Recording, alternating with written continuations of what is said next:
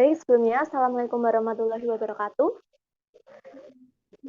Waalaikumsalam warahmatullahi Perkenalkan kami dari kelompok 5 yang akan mempresentasikan mengenai adab peserta didik dalam perspektif Islam. Anggota kelompok kami yaitu saya sendiri, Angelika Dwi Putri, NPM 0039, Irna Dewi Astuti, NPM 0046, Siti Ulfa Khairun Nikmah, NPM 0051, Nur Latifah Anggraini, NPM 0067, dan juga Diah Nur Afifah, NPM 0071.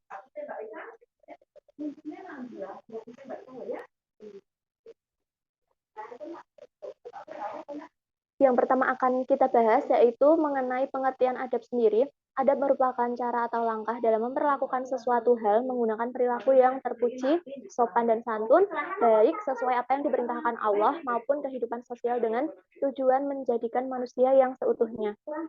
Jadi secara singkatnya, adab merupakan perilaku yang baik dengan tujuan untuk mencari pengetahuan dalam menanamkan kebaikan. Kata adab sendiri berasal dari kata dasar adubah yang berubah kata menjadi adapa yang memiliki arti sopan, berbudi baik, mendidik kesopanan atau tata cara dalam pergaulan. Jadi beberapa pengertian adab menurut para ilmuwan juga sebagai berikut. Yang pertama ada Syekh Ibnu Hajar Al-Asqalani yang berpendapat bahwa dalam kitabnya yang berjudul Fathul Bari mengemukakan bahwa adab sendiri merupakan penerapan terhadap suatu hal yang berakibat baik dalam hal perkataan maupun perbuatannya.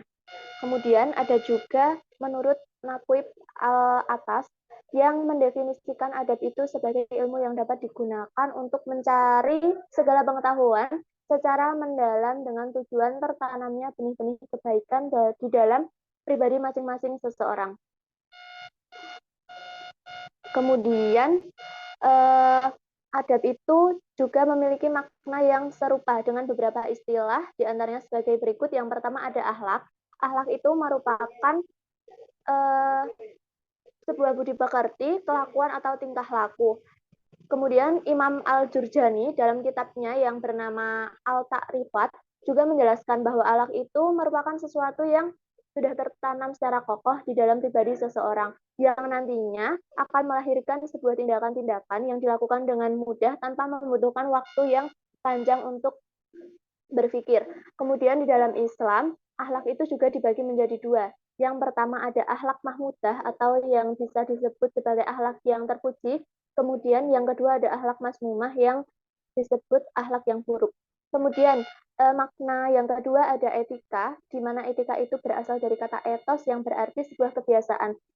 Menurut Hamzah, etika itu juga merupakan sebuah ilmu yang mempelajari mengenai perbedaan dan pengelompokan baik buruknya suatu tindakan melalui tindakan manusia yang disesuaikan dengan pengetahuan yang berasal dari akal pikirannya. Kemudian yang ketiga ada moral yang juga berarti adat kebiasaan. Kemudian yang keempat ada budi pekerti, di mana budi pekerti itu merupakan kata majemuk dan terdapat pada bahasa Sanskerta dan bahasa Indonesia yang berasal dari kata gabungan budi dan pekerti, di mana budi merupakan sebuah kesadaran atau yang berasal dari batin, sedangkan pekerti dapat diartikan sebagai tingkah laku. Kemudian selanjutnya akan dilanjutkan oleh rekan saya. Yang selanjutnya yaitu relevansi adab peserta didik. Peran pendidikan untuk melaksanakan tujuan dan fungsi sudah ditentukan dalam Undang-Undang Republik Indonesia Nomor 20 Tahun 2003 tentang Sistem Pendidikan Nasional. Adab dalam perspektif Islam menurut Imam Al-Ghazali yaitu peserta didik diharuskan menyerahkan segala urusan kepada gurunya, menghormati guru secara lahir maupun batin, melakukan apa yang diperintahkan oleh guru, dan melayani guru sebagai tanda hikmat. Seorang murid nantinya akan paham mengenai kedudukan serta hak dan kewajiban yang dimiliki, sehingga dapat menciptakan nilai-nilai luhur yang dapat mewujudkan fungsi dan tujuan pendidikan yang telah ditetapkan dengan baik. Al-Ghazali juga mengemukakan bagaimana adab interaksi yang benar-benar antara peserta didik. Interaksi tersebut meliputi hal-hal baik dalam perkataan, perbuatan, dan perasaan terhadap teman, menjaga hak-hak yang dimiliki temannya, melakukan kewajiban terhadap temannya, menasehati dan mencegah sesuatu yang sekiranya tidak sesuai dengan semestinya. Jadi dengan perbedaan yang dimiliki dari setiap individu dapat diterima dan dihargai dengan baik dari segi watak, tugas, minat, bakat, motivasi, dan sebagainya. Yang selanjutnya yaitu ada peran guru dan orang tua dalam mendidik anak menurut perspektif Islam. Menurut pandangan Islam, pendidikan merupakan panutan umat Islam yang akan menuntun umatnya menuju jalan yang benar. Pendidikan Islam lebih menekankan pada teori pendidikan Islam. Anak didik dalam pandangan Islam adalah anak yang tumbuh dan berkembangnya baik secara fisik maupun psikis melalui pendidikan untuk mencapai tujuan yang diinginkan. Peran guru dan orang tua sangatlah penting dalam dunia pendidikan anak. Dalam Islam terdapat nilai utama yaitu akhlak, adab, dan keteladanan. Dalam Islam terdapat ketiga nilai tersebut. Akhlak mengacu pada tugas dan tanggung jawab seseorang, sedangkan adab merujuk pada sikap yang dihubungkan dengan tingkah laku yang baik yang dilakukan seseorang, dan keteladanan mengacu pada kualitas karakter seseorang yang mencerminkan keteladanan Nabi Muhammad SAW. Ketiga nilai tersebut menjadi pilar dalam pembentukan karakter anak didik dalam Islam. Dalam pandangan Islam, pendidikan mempunyai tugas dan tanggung jawab yang sangat besar, bukan hanya sekedar pengajaran atau suatu proses transfer ilmu belaka, bukan transformasi nilai dan pembentukan kepribadian dengan segala aspek yang dicakupnya, melainkan pengajaran yang berorientasi pada pembentukan spesialis anak didik. Oleh karena itu, peran guru dan orang tua dalam mendidik anak sangatlah penting.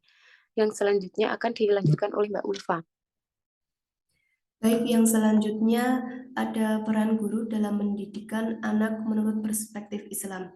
Nah, menurut pandangan Islam, guru mempunyai tugas dan tanggung jawab yang sangat besar, bukan hanya mengajar dan menyampaikan ilmu saja, bukan pula transformasi nilai dan pengembangan kepribadian dalam segala aspek, melainkan tugas guru yaitu melakukan pengajaran yang berpijak pada pendidikan siswa tersebut. Nah, mendidik peserta didik merupakan hal yang harus bisa dilakukan oleh seorang guru, apalagi dalam menanamkan nilai karakter yang baik, karena memberi teladan adab yang baik bukanlah suatu perkara yang mudah, harus dengan niat dan sikap ikhlas serta tulus. Guru haruslah berperan aktif dalam pembentukan adab dan karakter Islami peserta didik, maka pemerintah juga harus membantu meningkatkan kualitas orang tua dan guru sebagai tenaga pendidik profesional, bukan sekedar pengajar profesional. Menurut Husaini tahun 2020. Guru juga menjadi penggerak utama dalam pembinaan, pemberian bimbingan, dan pengajaran dalam aktivitas belajar siswa. Karakter anak dalam perspektif Islam akan membentuk nilai-nilai berupa penguatan keyakinan, norma, dan nilai-nilai karakter, pendidikan, dan akhlak. Adapun syarat untuk menjadi seorang guru dalam perspektif pendidikan Islam menurut Al-Ghazali yaitu ada 7. Yang pertama, memiliki rasa kasih sayang. Rasa kasih sayang harus dimiliki oleh setiap guru karena sifat ini akan menumbuhkan perasaan nyaman di hati setiap peserta didik. Yang kedua, seorang guru tidak boleh menuntut bayaran karena dalam Islam, seorang guru membimbing peserta didik diniatkan untuk mencari ridho Allah Subhanahu wa taala. Yang ketiga, mampu mengarahkan dan membimbing peserta didik secara baik dan benar. Yang keempat, mampu mendidik dan membentuk akhlakul karimah pada setiap peserta didik. Yang kelima, harus memiliki sopan santun dan mampu mencerminkan ilmu yang dimiliki dalam melaksanakan proses pembelajaran maupun dalam menjalankan kehidupan sehari-hari. Yang keenam, mengetahui perkembangan dari setiap peserta didiknya. Dan yang ketujuh, selalu berpegang teguh dengan prinsip yang diucapkan. Selanjutnya akan dijelaskan oleh Mbak Ani. Baik, selanjutnya ada beberapa langkah-langkah untuk mengimplementasikan manajemen adab peserta didik, antara lain yang pertama ada tahap perencanaan. Di tahap perencanaan ini itu menjadi tahapan awal sebelum semua pihak sekolah mengerjakan tugas dan kewajiban masing-masing. Proses perencanaan dapat dilakukan oleh seluruh pihak sekolah. Pokok bahasan dari proses perencanaan tersebut yaitu rancangan sistem, merumuskan nilai-nilai dan tata cara pelaksanaan sesuai dengan peran masing-masing. Nilai-nilai adab yang dirumuskan dapat dilihat dari sisi kegiatan yang meliputi tujuan, substansi kegiatan, pelaksanaan, dan penanggung-jawaban, mekanisme pelaksanaan, tempat dan waktu, serta fasilitas yang akan digunakan.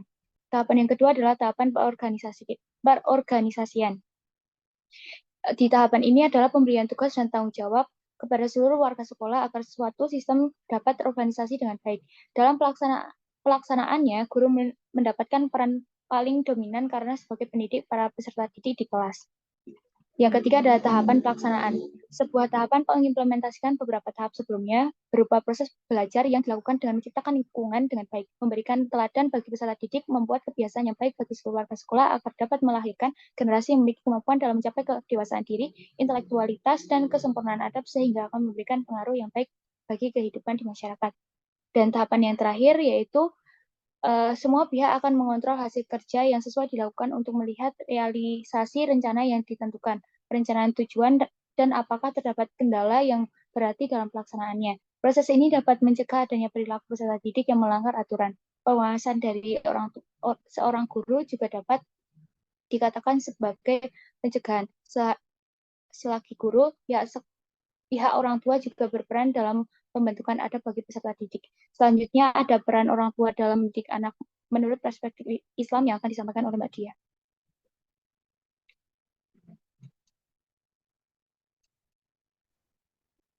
Peran orang tua dalam mendidik anak menurut perspektif Islam.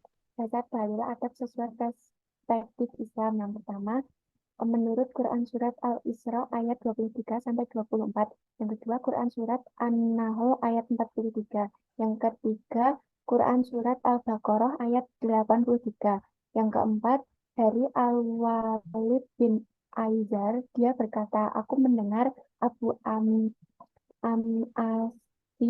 Sayyibani berkata, pemilik rumah ini seraya menunjuk dengan tangannya rumah Abdullah mengabarkan kepada kami. Dia berkata, aku pernah bertanya para Nabi Shallallahu Alaihi Wasallam apa perbuatan yang dicintai Allah. Maka beliau bersabda, salat pada waktunya. Aku bertanya, kemudian apa? Beliau bersabda, berbakti kepada orang tua. Aku bertanya lagi, kemudian apa? Beliau bersabda, berjihad di jalan Allah. Abdullah berkata, beliau menceritakan hal-hal itu kepadaku. Kalau aku meminta tambahan kepada beliau, niscaya beliau akan menambahkan kepadaku. Hadis riwayat Bukhari dan Muslim. Yang kelima, Ubadah bin Samit berkata, Rasulullah Shallallahu Alaihi Wasallam bersabda, tidak termasuk golongan kami orang yang tidak memuliakan yang lebih tua dan menyayangi yang lebih muda, serta tidak mengerti hak orang yang berilmu agar diutamakan pandangannya. Selanjutnya, Mbak Elsa. Kemudian yang selanjutnya ada upaya menumbuhkan adab peserta didik. Yang pertama, upaya meningkatkan adab terhadap orang tua. Sebagai seorang anak, tentu harus berperilaku baik, khususnya kepada kedua orang tua. Sebab orang tua menjadi pendidik pertama yang mengenalkan dan mengajarkan banyak hal tentang dunia sejak kita lahir. Selain itu, orang tua juga menjadi seorang teladan yang baik bagi kehidupan anaknya hingga kelak. Berikut ini merupakan adab yang seharusnya dilakukan anak terhadap orang tua menurut Al-Ghazali. Yang pertama, harus mendengarkan dan mengikuti arahan orang tua selagi itu baik dan tidak bertentangan dengan agama Islam. Yang kedua, mencari ridho kedua orang tua. Dan yang ketiga, tidak pergi sebelum mendapatkan izin dari orang tua. Untuk itu, kita senantiasa untuk menghormati dan berbakti kepada kedua orang tua dengan cara memiliki akhlak yang mulia. Yang kedua, upaya meningkatkan adab terhadap guru. Selain menghormati orang tua sebagai orang yang sudah merawat dan mendidik kita, seorang guru juga harus kita hormati. Guru menjadi orang tua kedua kita di lingkungan sekolah. Karena dengan adanya guru, kita dapat mendapatkan ilmu yang dapat menjadi bekal kita di masa depan. Ada beberapa adab peserta didik terhadap pendidik menurut Al-Kahfi ayat 60-82, yaitu yang pertama, bersikap sopan santun terhadap pendidik. Dalam menuntut ilmu, sikap sopan santun kepada pendidik itu sangat diperlukan sebagai bentuk penghormatan peserta didik kepada pendidik. Yang kedua, sabar jika belum memahami suatu ilmu. Yang ketiga, memaafkan pendidik. Dan yang keempat, meminta maaf jika berbuat salah kepada sendiri.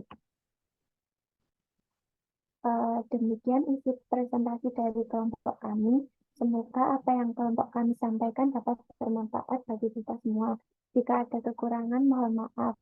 Sekian, terima kasih. Wassalamualaikum warahmatullahi wabarakatuh.